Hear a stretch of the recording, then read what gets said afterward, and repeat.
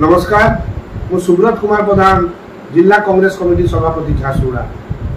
गत साधारण निर्वाचन फलाफल बाहरी सारी दिल्ली रे केंद्र सरकार एनडीए आरंभ हो सारी अल्प दिन मध्य ओडिशा रे मध्य बीजेपी सरकार आरंभ हो। यही अवसर में झारसुगुड़ा जिला कांग्रेस कमिटी तरफ नवनिर्वाचित झारसुगुड़ा विधायक टंकधर त्रिपाठी महोदय, ब्रजराजनगर विधानसभा विधायक सुरेश पुजारी महोदय एवं बरगढ़ लोकसभा सांसद प्रदीप पुरोहित को अनेक अनेक शुभेच्छा एवं अभिनंदन। आशा करूँ जो प्रतिश्रुति दे निर्वाचन बैतरणी पार से निर्वाचन प्रतिश्रुति पालन करेंगे एवं झारसुगुड़ा जिला कांग्रेस कमिटी निश्चित भाव में एक शक्त विरोधी दल भूमिका निर्वाह कर निर्वाचन में जो कांग्रेस बंधु माने कांग्रेस को समर्थन देइछंती कांग्रेस कर्मी माने अक्लांत परिश्रम करछंती सेमानको झारसुगुड़ा जिला कांग्रेस कमिटी तरफ अनेक अनेक धन्यवाद। आशा करछु सेमानकर समर्थन आम प्रति सबले रहिबो।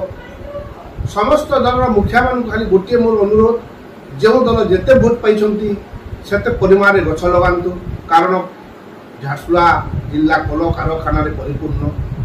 एणु पुनी थरे विनम्र निवेदन, जो दल जेते भोट पाइछंती सेठी गछ लगांतु एवं झारसुगुड़ा को सबुज सुंदर हेबारे साहाय्य करंतु। नमस्कार।